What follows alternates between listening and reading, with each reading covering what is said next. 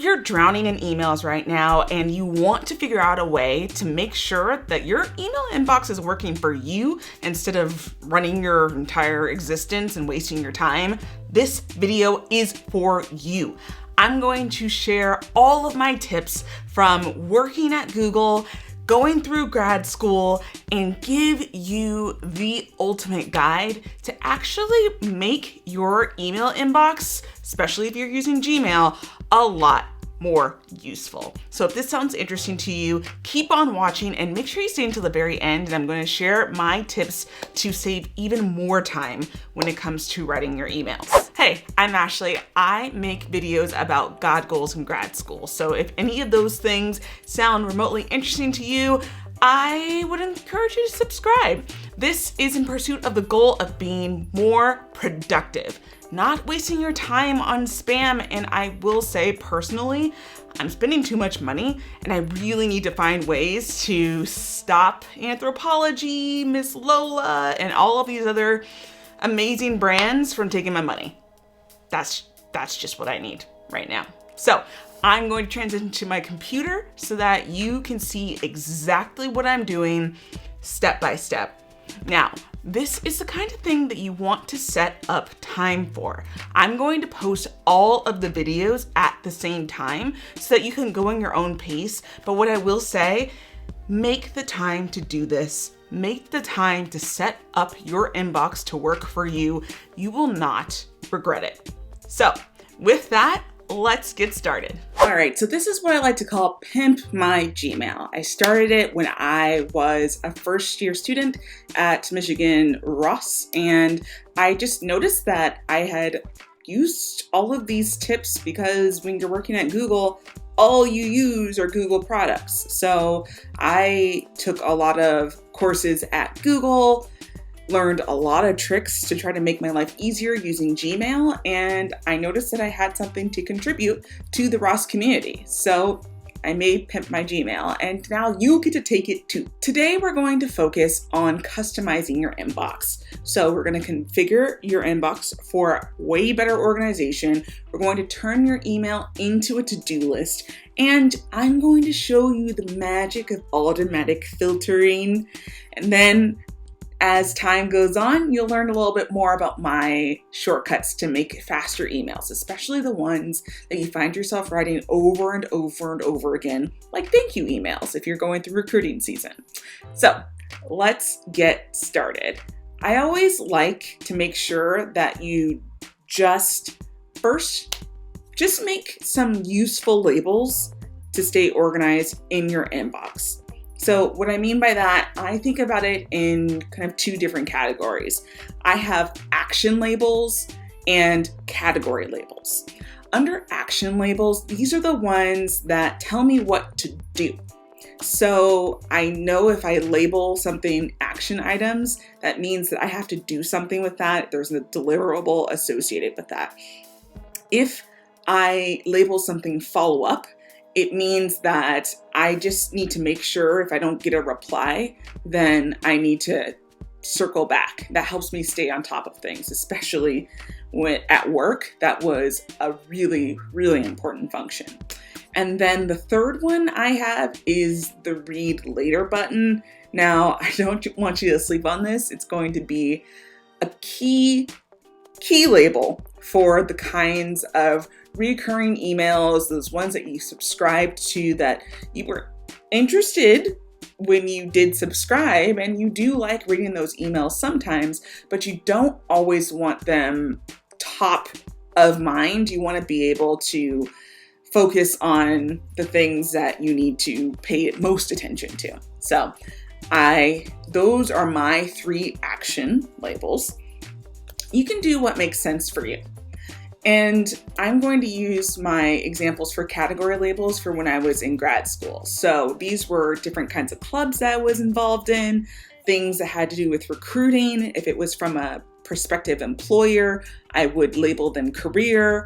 There were certain things that I'd learn about a new program or something that I would want to take advantage of one day but don't need it now. I would label it good to know so that if I ever think about, oh yeah, what was that entrepreneurship program that offered money? I can go into my good to know folder and then find that there. Now, this last one, I still use this label, winning. This is meant to be the category that it just keeps track of your awesomeness. So if I got praise from a manager or from a client or things like that, I would label it winning so that when it came to either writing my story for my resumes or writing my performance story, things like that, I didn't have to start from scratch. I just went to the folder where it says winning, and it just had all of my greatest hits for, the things that I've done. So I didn't have to remember. Google remembered it for me. Before we get any further, I want you to pause this video and start to kind of think of the kinds of action labels and category labels that you are going to use for your own organization system. You can use what I have, or you can create your own, but I want you to think about what you want to do. After that, I want you to start picking some emails to assign a label to them. It doesn't have to be all of the emails. You will eventually want to label, a lot of your emails, but just start with a handful, maybe 10 emails, and make sure that you just have an email for every one of these labels. You can actually add multiple labels to one email. That's fine, but make sure that each label has at least one email associated with it. So first, pause and make sure that you have the labels that you think you want to do. And if you do not know how to label, that's what I'll show you right now. So I'm going to switch on over, and you'll see a lot of my labels to the left. Now there's a couple ways for you to be able to start a label. You can either choose an email, and this is from the New York Times. What I'm going to do is click up here where it says labels. I'm going to assign this to read later. And since I haven't created that yet, I'm going to assign it number 3 and then read later. As you can see, this is not an existing label, so I can create new. And I'm not going to nest it under anything. And then boom. That is something that's labeled. Now, if I go over here, eventually I'm going to want things color coded. So I think that I'm going to do a light purple for my read later category. Now, I just want you to repeat that. Find another thing that's going to be really useful for you. I have a lot of read later content. So that's, we're gonna unclog this inbox. Keep on doing that. Again, you want to make sure that you have an email for each of the labels that you create, because I'm going to show you what to do next. So I'm going to take a moment and do that on my end so that I can practice what I preach, because I really need to do this. But you have the labels set up. Again, if you did label all of your emails, good for you. You are an overachiever, but I just want to make sure that you just have some started so that you can see the results of what we're going through next. So here's what we're actually building ourselves up to. It's going to look just like this, nice and clean. You've got your stuff on the right side that really helps you stay organized. And then ideally on the left side, you're going to have no new mail, because that means that you have done everything that you need to do. You've categorized everything that you need to categorize, or Google has done it for you, because I'm going to show that to you. So I just want you to know this is what we're working toward. So as long as you have assigned your tags to a couple different emails, then we can move on to the next step. This is how you configure your Gmail to get that end result. Again, this is what we're working toward. Now I'm going to take you step by step to what to do in order to get there. So let's enable multiple mailboxes. I'm going to show it to you, but I'm going to talk through it first. What I want you to do is go to your inbox, find the gear icon, and then you're going to change your inbox type. You're going to change it to multiple inboxes and customize. So I'm gonna walk through it and do it with you, and I'll meet you at the settings. I'm gonna go to the gear icon right here.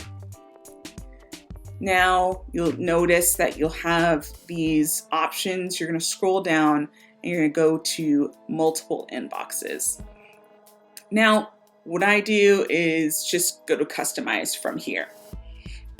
All right, so I like to make sure that my action labels are my actual inboxes. So what I'm going to do is make sure that I connect them. Watch me do this, because when I was teaching this class, this would be one of the sticky hangups that some of the people would run into.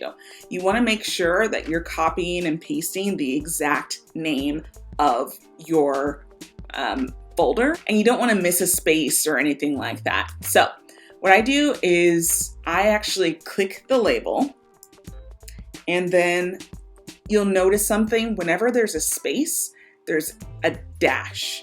So you want to make sure that you aren't missing that. The Google doesn't read spaces the same way, so that's just something to keep in mind. So I want to make sure that section 1 is the action required. So instead of starred, I'm going to add 1-action required, and I'm going to use dashes for the spaces. The next one I'm going to just type in. So that's 2-follow, and then up. And then I'm going to add 3. As you can see, you can actually add up to 5 mailboxes, which I think might be too much, but it's up to you, however you want to do it. Section 3 for me is going to be 3-read-later. Now, you can actually name your section something completely different. I'm just going to name them what they are without the numbers. The reason why I add the numbers for the labels is because that's just makes it easier for me to navigate. It's typically arranged by alphabetical order or numerical order. Hence the reason why I say 1 action required, because I want that one to show up first on my left-hand panel, which is over here at all times. All right. Now that I have added the names to my mailboxes, I'm going to go down to the multiple inbox position and make sure that my inboxes show up on the right-hand side of my screen. You can choose above or below. I just like it on the right-hand side because it allows me to have the inbox on the left. I don't even know if it's reversed. This is my right, this is my left. So if it's crisscrossed, I'm sorry. All right, now that I've done that, I'm gonna ignore all of the rest of the options, and I'm just gonna say saved, and let's see what happens. Oh look, I've already got some of my emails categorized. I've got this action required side, I've got my follow-up, I've got my read later. Things are looking great, except all of these. What in the world am I gonna do with all of these like random emails? I think that this is like a really good pausing point, but I'm gonna show you how to get rid of all of this and actually teach Google how to do this for you manually. So, next video.